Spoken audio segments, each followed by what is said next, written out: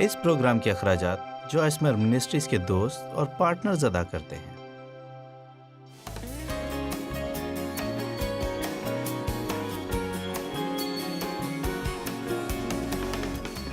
مسیح یسوع ہی مسح شدہ ہے اور وہی مسح ہے۔ پاک روح ہمیں خدا کی حضوری سے مسح کرتا ہے۔ آپ کی زندگی میں خدا کی حضوری سے بڑھ کر کوئی قیمتی چیز نہیں ہے۔ لفظ مسح کا مطلب ہے کچلنا یا پورے جسم پر ملنا یا رگڑنا۔ مجھے بہت پسند ہے۔ ہم پاک روح سے مسح ہوتے ہیں کیونکہ در حقیقت اس کا کیا مطلب ہے؟ اس کا مطلب ہے کہ پاک روح ہم پر ہمارے سارے وجود پر ملا یا رگڑا گیا ہو۔ جی ہاں، آمین۔ آپ جانتے کہ آج یہاں آنے سے پہلے میں نے تھوڑا سا پرفیوم لگایا تھا، اسی لیے ابھی بھی اس کی خوشبو آ رہی ہے، اور اگر میں آپ کے پاس سے گزروں تو آپ کو بھی معلوم ہو جائے گا۔ اسی طرح جب آپ پاک روح سے معمور ہوتے ہیں، خیر جب آپ پاک روح سے مسح کیے جاتے ہیں تو آپ میں دوسروں سے کچھ مختلف ہوتا ہے، اور جس قدر یہ مسح بھرپور ہوگا اتنا ہی زیادہ لوگ یہ محسوس کریں گے کہ آپ میں کچھ مختلف ہے، لیکن ہو سکتا ہے کہ وہ یہ نہ جان پائیں کہ مختلف ہے کیا۔ اس کا یہ مطلب نہیں کہ آپ عجیب حرکتیں کریں گے یا خود کو بڑا سپر مذہبی سمجھیں گے یا بادل پر بیٹھ کر رونے لگیں گے۔ اس کا مطلب صرف یہ ہے کہ آپ میں جو کچھ فرق لگے گا، لوگ اس فرق کو آپ کے کردار میں دیکھ سکیں گے۔ آپ دیانتدار ہوں گے، آپ اپنی بات پر قائم رہنے والے لوگوں میں سے ہوں گے، اور آپ جانتے ہیں کہ جب آپ پر مسح ہو تو کیا ہوتا ہے۔ آپ اپنی زندگی پر خدا کی خاص مہربانی دیکھتے ہیں۔ میرا مطلب ہے خدا آپ کے لیے دروازے کھولنے لگتا ہے جو خود سے نہیں کھل سکتے۔ اب ایک طرح سے مسح ایک مفت بخشش ہے جو خدا کی طرف سے اور اسی کے فضل اور رحم کی بدولت ملتی ہے، لیکن ایک دوسرے انداز سے اس مسح کی کچھ قیمت بھی چکانا پڑتی ہے۔ شاید میں یہ بات آپ کو سمجھا سکوں۔ دیکھیں، ایک مسح ہے جو ہمارے اندر بستا ہے۔ آئیے دیکھتے ہیں پہلا یوحنا 2 باب 20 آیت۔ اور تم کو تو اس قدوس کی طرف سے مسح کیا گیا ہے۔ آپ کے پاس ایک مقدس اعزاز ہے۔ یہ نہیں لکھا کہ اگر تم واقعی محنت کرو تو شاید کسی دن آپ کو مسح ملے، بلکہ لکھا ہے کہ تم کو اس قدوس کی طرف سے مسح کیا گیا ہے اور آپ کو ایک طرح کا اپٹن دیا گیا ہے۔ مجھے یہ لفظ اپٹن بہت پسند ہے۔ یہ ایسے ہی ہے جیسے پاک روح کہے او، یہاں بیٹھے سب لوگ کہیں آہا۔ یہ کچھ ایسے ہی ہے۔ میں نہیں جانتی اس کی وضاحت کروں، لیکن یہ یہاں ہے۔ لہٰذا پاک روح کی طرف سے آپ کو ایک اپٹن دیا گیا ہے، اور تم تمام سچائی کو جانتے ہو، یا تم سب کچھ جانتے ہو۔ 27ویں آیت کو دیکھیں۔ اور تمہارا وہ مسح یعنی مقدس ملاقات اپٹن جو اس کی طرف سے دیا گیا تم میں قائم رہتا ہے، یعنی یہ آپ پر جب آپ نئے سرے سے پیدا ہوتے ہیں تو آپ مسح ہوتے ہیں، یہ آپ میں ہے اور ابدی طور پر آپ میں سکونت کرتا ہے۔ یہ چلا نہیں جائے گا، پھر آپ کو کسی چیز کی ضرورت نہیں ہوگی اور تم اس کے محتاج نہیں کہ کوئی تمہیں سکھائے، بلکہ جس طرح وہ مسح جو اس کی طرف سے کیا گیا تمہیں سب باتیں سکھاتا ہے اور سچا ہے اور جھوٹا نہیں، اور جس طرح اس نے تمہیں سکھایا اسی طرح تم اس میں قائم رہتے ہو، الگ نہیں ہوتے، اس میں جڑ پکڑتے ہو، اس کے ساتھ جڑے اور بندھے ہوتے ہو جس طرح اس مسح نے تمہیں سکھایا ہے۔ اور جو یہاں کہا گیا ہے کہ تمہیں ضرورت ہے کہ کوئی تمہیں سکھائے، تو اس کا ہرگز یہ مطلب نہیں کہ آپ کو سکھائے جانے کی ضرورت نہیں ہے، بلکہ اس کا مطلب ہے کہ آپ کو اس چیز کی ضرورت نہیں کہ کوئی ہر وقت آپ کو یہ بتاتا رہے کہ زندگی کیسے گزارنی ہے، کیونکہ خدا خود آپ کے اندر موجود ہے جو آپ کی رہنمائی اور قیادت کرتا ہے، اور یہ مسح آپ کی رہنمائی کرے گا۔ رومیو 7ویں باب میں بائبل کہتی ہے کہ آگے کو ہم شریعت کے غلام نہیں ہیں، ہمارا رشتہ شریعت سے نہیں کہ ہماری رہنمائی کرے، کیونکہ یسوع نے شریعت کو پورا کر دیا ہے۔ وہ شریعت کے اعتبار سے مر گیا، اور جب ہم اس کے ساتھ مرتے ہیں تو شریعت کے اعتبار سے مرتے ہیں۔ اب ہمارے پاس جینے کا ایک نیا طریقہ ہے، اور وہ ہے کہ پاک روح کی رہنمائی، اس کی نرم ترغیب سے اور پاک روح کی رہنمائی کی حوصلہ افزائی کے ذریعے سے۔ اور وہ کیا کہہ رہا ہے؟ ایک بار پھر وہ کہتا ہے کہ وہ مسح تم میں ہے۔ جب آپ پر مسح ہوتا ہے تو آپ اطمینان محسوس کریں گے۔ مسح جب بھی ہوگا تو آپ خوشی محسوس کریں گے۔ جب آپ مسح کی پیروی کریں گے تو حکمت کے کام کریں گے۔ آپ جذباتی اقدام نہیں اٹھائیں گے بلکہ عقل مندی کے کام کریں گے، اور سب سے بڑھ کر ہمیں اس کی حفاظت کرنا ہوگی۔ جی ہاں، میں نے کہا اس مسح کی حفاظت کریں جو ہماری زندگی میں ہے۔ جب ہم نئے سرے سے پیدا ہوتے ہیں تو اس وقت مسح ہمیں تحفے کے طور پر دیا گیا ہے۔ اب مسح ہمارے اندر ہے، تو میں کیسے کہہ سکتی ہوں کہ مسح کے لیے قیمت ادا کرنی پڑتی ہے؟ خیر، کیا آپ کو وہ عورت یاد ہے جو یسوع کے پاس آئی تھی، جس کے پاس سنگ مرمر کا عطردان تھا، اور اس نے اس عطردان کو توڑا؟ اس نے اسے توڑا اور خوشبودار عطر کو اس کے قدموں پر انڈیل دیا۔ بالکل ویسے ہی جیسے یہ عطردان توڑا گیا تاکہ اس میں سے وہ تیل انڈیلا جا سکے، اسی طرح پاک روح کا مسا، پاک روح کا تیل جو ہم میں ہے، اسے انڈیلے جانے کی ضرورت ہے کہ اس مٹی کے برتن کو توڑا جائے، اور جو کچھ ہمارے اندر ہے اسے باہر انڈیلا جائے تاکہ دوسرے بھی اس سے فائدہ اٹھائیں۔ ہمارے اندر ایک چیز ہے جسے ٹوٹنے کی ضرورت ہے، اور وہ ہے باغی پن اور ڈھٹائی کا رویہ اور غرور، اور شاید اور 300-400 چیزیں ہیں۔ میرا مطلب ہے کہ جو کچھ میں کہہ رہی ہوں اگر آپ سمجھ لیں تو میں یہ کہہ رہی ہوں کہ جو کچھ ہمارے اندر ہے، جو کچھ میرے اندر ہے، اگر خدا اسے میرے اندر سے باہر نکال کر آپ تک نہیں پہنچا سکتا تو یہ آپ کے لیے کسی کام کا نہیں، اور جو گاڑی اسے اٹھائے پھرتی ہے وہ ہے میری جان، میرا ذہن، میرے جذبات۔ ہمارا مسئلہ روح کا نہیں ہے۔ اگر ہم نئے سرے سے پیدا ہوئے ہیں تو ہمارا مسئلہ ہماری جان کا ہے، اور یہی ہے جسے پولس رسول جسمانی نیت کہتا ہے، اور لفظ جسمانی کا مطلب ہے جسمانی مسیحی جو جانوروں کی سی خصلت رکھتے ہیں۔ پولس اسے اس طرح بیان کرتا ہے، تم اپنی خواہشوں کی، اپنے خیالات کی، اپنے ذہن کی اور اپنی مرضی کی پیروی کرتے ہو، بھیڑ کی طرح جو جس کے دل میں آئے وہ سب وہی کرتے ہیں۔ کیا آپ جانتے ہیں کہ کتنے لوگ ہر اتوار کو چرچ کی طرف گامزن ہوتے ہیں اور باقی ساری زندگی وہی کرتے رہتے ہیں جو وہ کرنا چاہتے ہیں؟ کروڑوں لوگ۔ بے شک یہ بے حد افسوسناک بات ہے، لیکن ہمیں اس طرح کو ہونے کی ضرورت نہیں۔ خدا کا شکر ہے اس سارے کلام کے لیے جو آج ہم سب کو میسر ہے۔ لوگ ہر روز سیکھ رہے ہیں کہ بڑھنے اور ترقی کرنے کی کیا اہمیت ہے، اور مسیح میں پختہ ہونا اور وہ بننا کیا ہوتا ہے جو خدا ہم سے چاہتا ہے کہ ہم بنیں۔ لہٰذا ہمارے پاس مسا ہے اور ہمیں سیکھنا ہے کہ اس مسا کے بغیر کچھ کرنے کی جرت نہ کریں۔ اس سے پہلے کہ ساؤل بادشاہ بنتا اسے مسا ہونا تھا، اور بائبل اس کے بارے میں بتاتی ہے کہ جب خدا کا روح اس پر آتا تو وہ بالکل ہی مختلف شخص بن جاتا تھا۔ آپ جانتے ہیں کہ جب پاک روح آپ پر آتا ہے تو آپ مکمل طور پر ایسے شخص میں بدل جاتے ہیں جو نہ صرف دوسروں کو حیران و پریشان کر دے بلکہ خود آپ کو بھی حیرت زدہ کر دے۔ جب خدا آپ کو مسا کرے گا تو آپ حیران ہوں گے، وہ آپ کو کام کرنے کے قابل بنانے کے لیے لیس کرتا ہے۔ اگر لفظ مسا شدہ آپ کو بہت زیادہ روحانی لگے تو اس کا مطلب یہ بھی ہے کہ صرف کسی قابل بنانا اور لیس کرنا ہے۔ یہ وہ تحفہ ہے جو آپ کو ملتا ہے کہ آپ کوئی ایسا کام کرنے کے قابل ہو جاتے ہیں جو فطری طور پر آپ نہیں کر سکتے۔ دنیا میں بہترین چیز یہ ہے کہ آپ خدا کو، اپنے آپ کو یا کسی ایسے شخص کو استعمال کرتا دیکھیں جسے آپ جانتے ہیں کہ وہ شخص وہ کام کر رہا ہے جسے وہ فطری طور پر کرنے کی صلاحیت نہیں رکھتا۔ اور ویسے بھی ہم صرف روحانی باتوں کے لیے مسا نہیں کیے گئے۔ مہربانی سے اب سنیں کہ میں نے کیا کہا۔ ہم صرف روحانی باتوں کے لیے مسا نہیں کیے گئے، ہم صرف پرستش میں رہنمائی کے لیے مسا نہیں کیے گئے، نہ ہی صرف مبشر بننے کے لیے۔ ہر وہ چیز جو آپ زندگی میں کرتے ہیں آپ کے پاس اس کا مسا ہے۔ ضروری ہے کہ آپ خدا کے سامنے چلائیں کہ وہ آپ کو والدین بننے کے لیے مسا کرے، ایک خاوند یا بیوی بننے کا مسا پانے کے لیے۔ آپ کو خدا کے سامنے چلانے کی ضرورت ہے۔ اگر آپ کاروبار کرتے ہیں اور اگر آپ چاہتے ہیں کہ یہ کاروبار کامیاب ہو تو آپ کو خدا سے مانگنا ہے کہ آپ کا کاروبار مسا شدہ ہو۔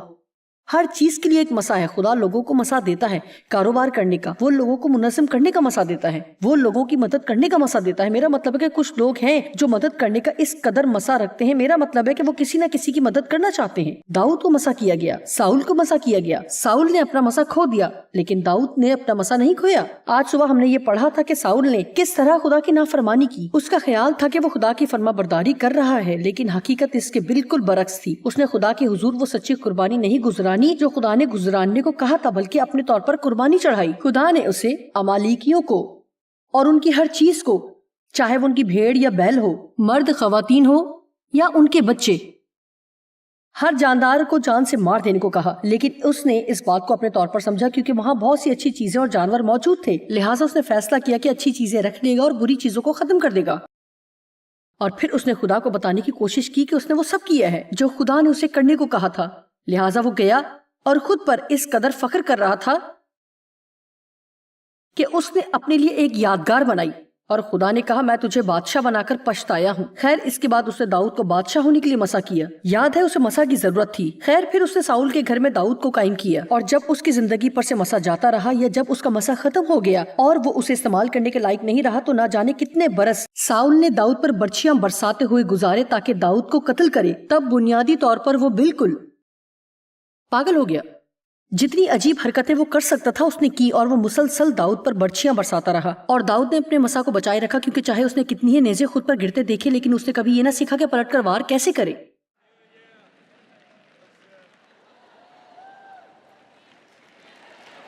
سنیے، کیا آپ سمجھ رہے ہیں؟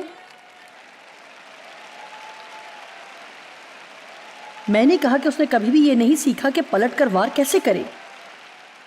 جب کوئی آپ پر وار کرے تو آپ میں سے کتنے لوگوں کو پلٹ کر وار کرنا بند کرنا ہوگا؟ اور آپ جانتے ہیں کہ میں کیا بات کر رہی ہوں. جب کوئی آپ کو تکلیف دیتا ہے اور کوئی آپ کے بارے میں بات کرتا ہے اور کوئی آپ کے ساتھ اچھا سلوک نہیں کرتا تو ضروری نہیں کہ آپ بھی پلٹ کر ان کے ساتھ ویسا ہی کریں. آپ کو ان کے ساتھ وہ سلوک کرنا ہے جو یسوع بتاتا ہے کہ ان کے ساتھ کرنا چاہیے. خیر، یہ مشکل کام ہے نہیں، یہ فرما برداری ہے. نہیں، یہ مشکل نہیں بلکہ فرما برداری ہے. اور اصل میں یہی اس سنگ مرمر کے عطردان کو توڑنا ہے، کیونکہ ہمارے جسم کے لیے یہ بات اتنی آسان نہیں ہے کہ اس عطردان کو توڑے تاکہ اس میں سے جو مسا ہے اس کو انڈیلا جا سکے. جب میں نے سیکھا کہ کیسے اپنے خاوند کے تابع ہونا ہے اور پلٹ کر انہیں جواب نہیں دینا تو اگرچہ جو وہ مجھے کہتے تھے میں وہ سب کرنا چاہتی تھی، اور نہ ہی میں یہ سمجھتی تھی کہ وہ ہر وقت درست بات کرتے ہیں، لیکن میں نے سیکھا کہ اتفاق رکھتے ہوئے کیسے غیر متفق ہوں اور عزت کریں، اور گھر میں ہونے والی ہر بات جو کچھ ڈیو کے بارے میں مجھے پسند نہیں اپنی سہیلیوں کو نہ بتاتی پھروں. آپ یقین نہیں کریں گے، ڈیو پھر گولف کے لیے چلے گئے تھے اور پھر یہ. سنیے بہنوں، آپ کو تو پتا ہے مجھے اپنا دل ہلکا کرنا تھا. خیر، آپ کو محتاط ہونے کی ضرورت ہے کہ اپنے ذہن پر اتنے بوجھ نہ رکھیں کہ کسی اور چیز کی جگہ ہی نہ رہے. اس بوجھ کو ہلکا کرنے کے چکر میں اپنی حکمت کو ضائع نہ کر دیں. کافی حد تک جب میں یہ سمجھ گئی کہ میری زندگی پر مسا موجود ہے، لیکن یہ اس وقت تک محدود رہے گا جب تک میں مزید ذمہ دار نہیں ہو جاتی. ایسا نہیں تھا کہ میں اس کا تجربہ نہیں کر رہی تھی، لیکن میری زندگی میں خدا کی قوت کی وہ معموری نہیں تھی جو میں چاہتی تھی کہ ہو، کیونکہ کچھ ایسی چیزیں تھی جو خدا چاہتا تھا کہ میں کروں جو کہ اس وقت تک میں کرنے کو تیار نہیں تھی. مجھے یاد ہے کہ ایک دن میں اپنی خدمت کے بڑھنے کی دعا کر رہی تھی کہ یہ بڑھے، اور میں آپ کو بتاتی ہوں کہ میں کیا چاہتی تھی. میں نے یسوع کے نام میں ابلیس کو جھڑکا بھی. خداوند، تو نے مجھے اس چھوٹی چھوٹی بائبل اسٹڈی سے کہیں بڑھ کر کچھ کرنے کے لیے بلایا ہے. خداوند، میں دعا کرتی ہوں کہ میری منسٹری بڑھے. او خدا، میں دعا کرتی ہوں کہ میری منسٹری بڑھے. اور میں نے انتہائی مٹھاس اور نرمی سے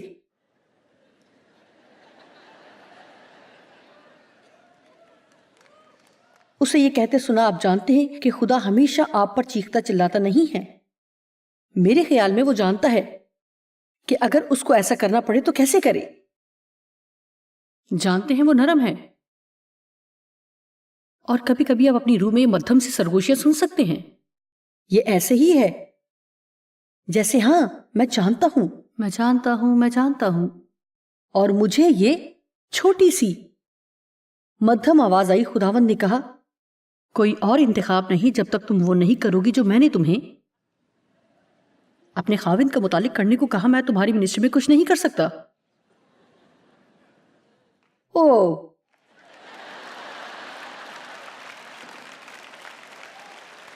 اب دیکھیں، میں آپ سے ایک سوال کرتی ہوں اور دیانت داری سے بتائیں کہ کیا آپ خدا کا انتظار کر رہے ہیں یا وہ آپ کا انتظار کر رہا ہے؟ جی، میں اپنی زندگی میں بڑی تبدیلی کے لیے خدا کا انتظار کر رہی ہوں. ہاں، لیکن ہو سکتا ہے کہ انتہائی دیانت داری اور سچائی کے ساتھ خدا آپ کا انتظار کر رہا ہے، لیکن میں نہیں جانتی کہ خدا مجھ سے کیا چاہتا ہے کہ میں کروں. پچھلے 5 سال سے میں نے خدا کی آواز نہیں سنی. اچھا، 5 سال پہلے آخری بار جب آپ نے اس کی آواز سنی تھی، کیا آپ نے وہ کام کیا جو 5 سال پہلے کرنے کو کہا گیا تھا؟ خیر، جمعے کی رات کا یہ مجمع کچھ زیادہ پرجوش نہیں لگ رہا. میں نہیں جانتی.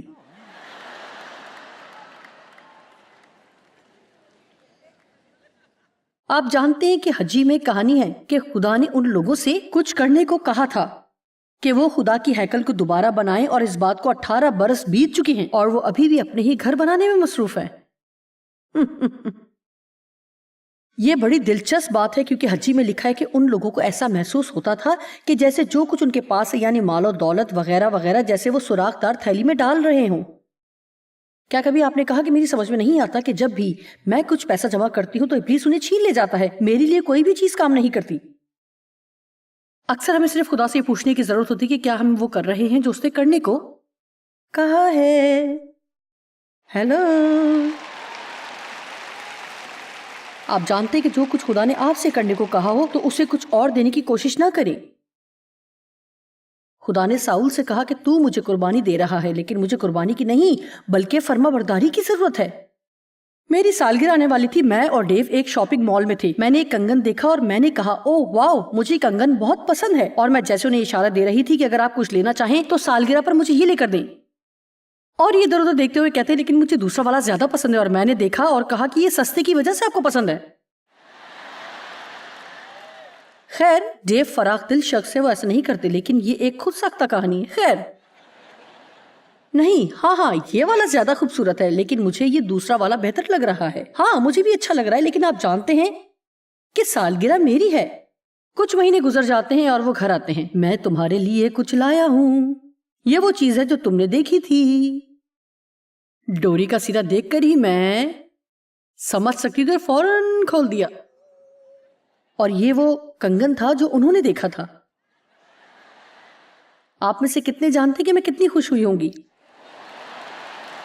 آپ میں سے کتنے ہیں جنہیں یہ پسند نہیں آئے گا؟ مجھے آپ کے بارے میں نہیں معلوم، لیکن میں گوشت صحیح پکا ہوا کھانا چاہتی ہوں۔ میں نہیں چاہتی کہ اسٹیک اتنا کچا ہو کہ خون نکلے۔ میں اسے مکمل پکا ہوا چاہتی ہوں، اور بہت سی شیف اسے اس طرح سے نہیں پکاتے کہ گوشت صحیح طور پر گلا ہوا ہو، وہ بس خیر اپنی مرضی سے بنا کر اسے آپ کے سامنے لے آتے ہیں، اور مجھے اس بات پر بہت غصہ آتا ہے۔ مجھے وہ نہ دیں جو آپ چاہتے ہیں، مجھے وہ دیں جو میں نے منگوایا ہے۔ آمین۔ آپ میں سے کتنے لوگوں کا خیال ہے کہ خدا بھی ایسا ہی سوچتا ہوگا کہ مجھے وہ نہ دو جو آپ چاہتے ہو، مجھے وہ دو جو میں نے کہا ہے۔ آج رات خدا یہ کہہ رہا ہے کہ مجھے وہ نہ دو جو آپ چاہتے ہو، مجھے وہ دو جو میں نے تمہیں کرنے کو کہا ہے، اور اس کام کو فوراً اور بغیر کسی ہیل و حجت کے کرو۔ آمین۔ مسا، لوکا 4:14 آیت، آئے اس پر ایک نظر ڈالتے ہیں۔ پھر یسوع پاک روح کی قوت سے بھرا ہوا گلیل کو لوٹا، اور سارے گرد و نواح میں اس کی شہرت پھیل گئی۔ اب اس سے پہلے کہ یسوع اپنی عوامی خدمت شروع کرتا، اس کے ساتھ کچھ دلچسپ باتیں ہوئیں۔ آپ میں سے کتنے چاہتے ہیں کہ خدا انہیں استعمال کرے؟ ٹھیک ہے، مجھے امید ہے کہ آپ سب یہی چاہتے ہیں۔ خیر، جب یسوع نے اپنی عوامی خدمت کا آغاز کیا تو اس کے ساتھ کچھ مختلف چیزیں واقع ہوئیں۔ پہلی یہ کہ وہ بیابان میں آزمایا گیا، اور پاک روح ہی اسے وہاں لے کر گیا، جہاں اس نے 40 دن اور 40 رات گزارے، اور آزمایا گیا، اور ہر اس اعتبار سے آزمایا گیا جس سے آپ آخری وقت میں دشمن سے آزمائے جا سکتے ہیں۔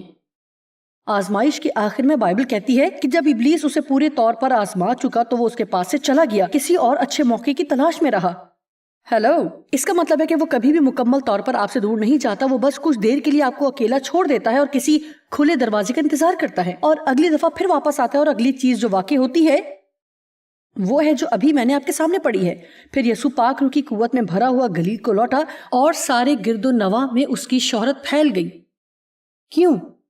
کیونکہ اب اس نے خدا کی فرمان برداری کی ہے۔ اتنے سال اس نے سیکھنے میں گزارے، وہ خدا کے کلام میں ترقی کرتا گیا، وہ حکمت میں ترقی کرتا گیا، اور قد و قامت میں بڑھتا گیا۔ اسے یوحنا نے بپتسمہ دیا، پاک روح اس پر اترا، اور دشمن نے اسے آزمایا، اور وہ اس آزمائش میں سے خالص سونے کی طرح پاک نکلا، اور پھر وہ پاک روح سے معمور ہو گیا، اور باہر جا کر وہ کام کرنے لگا جو کرنے کے لیے خدا نے اسے بلایا تھا۔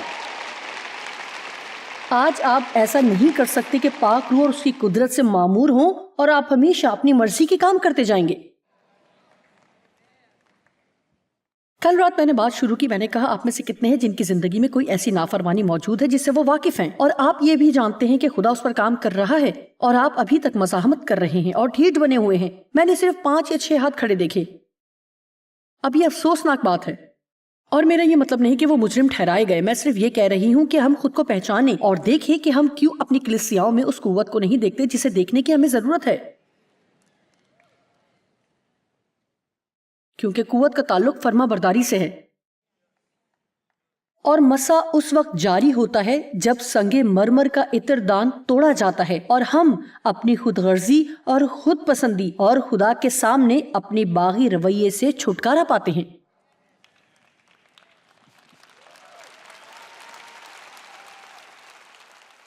او خدایا، آپ میں سے کچھ واقعی سنجیدگی سے سوچ رہے ہیں۔ اس طرح کا پیغام آپ کے اعصاب پر سوار ہو جاتا ہے کیونکہ اب آپ کو گھر کی یاد آ رہی ہے۔ کیا آج رات آپ ہم سے محبت پر بات نہیں کر سکتی تھی؟ اور رحم پر اور مسا والا حصہ تو ٹھیک تھا، لیکن اس میں سے یہ عطردان توڑنے والا حصہ، کیا یہ ضروری تھا کہ ہم اس سنگ مرمر کے عطردان اور مٹی کے برتن کے توڑے جانے کی بات کرتے؟ میں نہیں چاہتی آئیں کسی اور چیز پر بات کریں۔ ویسا ہی مزاج اور مقاصد اور فروتنی اور ذہن رکھو جیسا مسیح یسوع کا بھی تھا۔ فروتنی میں اسے اپنے لیے مثال بناؤ، اور جب وہ ستایا گیا اور مارا کوٹا گیا تو فروتنی کی کیا مثال اس نے قائم کی؟ لیکن اس نے پلٹ کر نہ تو انہیں گالی دی اور نہ منہ کھولا۔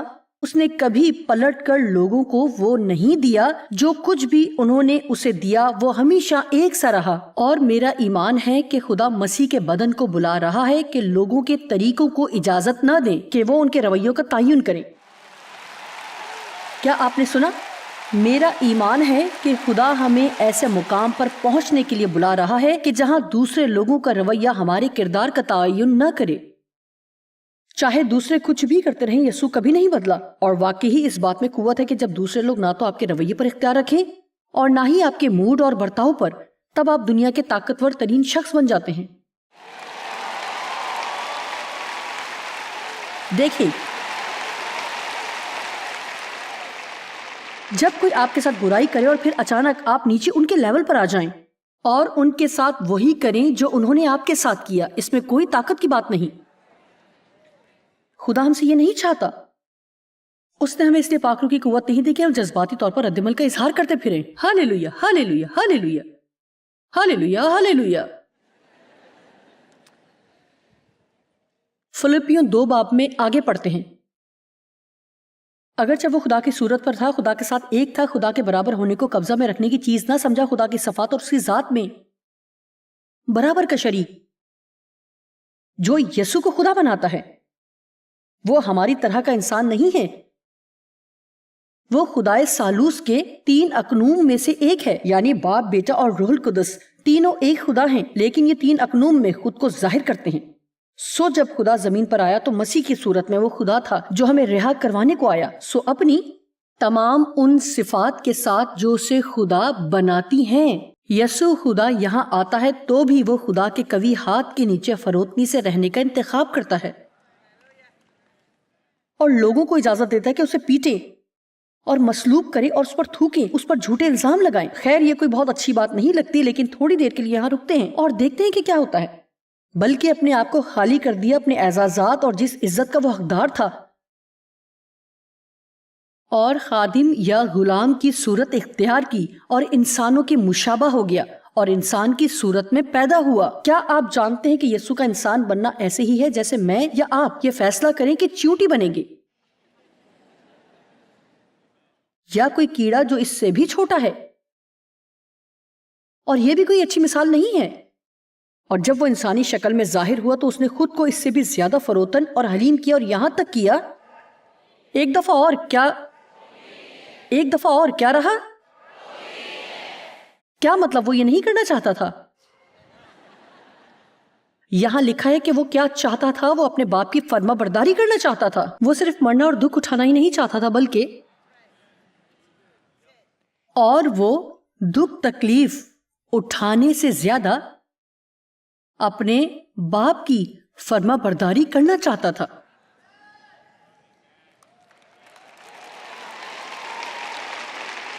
آمین۔ جس چیز نے آپ کو تھام رکھا ہے، جب آپ اس چیز سے زیادہ خدا سے محبت کرتے ہیں تو آپ اس چیز کو چھوڑنے کے قابل ہوں گے۔ سنیے، میں نے کہا کہ جسے آپ نے تھام رکھا ہے، جب آپ اس چیز سے زیادہ خدا سے محبت کرتے ہیں تو پھر آپ آسانی کے ساتھ اس چیز سے دور ہو سکتے ہیں۔ ہم اس مقام تک پہنچ جاتے ہیں جہاں ہم کبھی بھی خدا کے بغیر کسی ایسی چیز پر سمجھوتا نہیں کریں گے۔ جیسا کہ آج میں آپ سے بات کر رہی تھی، میرا ایمان ہے کہ خدا کا مسا ہماری زندگیوں کے لیے بے حد اہم ہے، اور میرا ایمان ہے کہ ہمیں اپنی زندگیوں میں ہر قیمت پر خدا کے ساتھ تعاون کرنے کی ضرورت ہے، اور اس کے لیے خدا کی فرما برداری کرنی ہے اور ہر وقت پاک روح کی پیروی کرنا ہے تاکہ اس مسا کی پوری معموری حاصل کر سکیں۔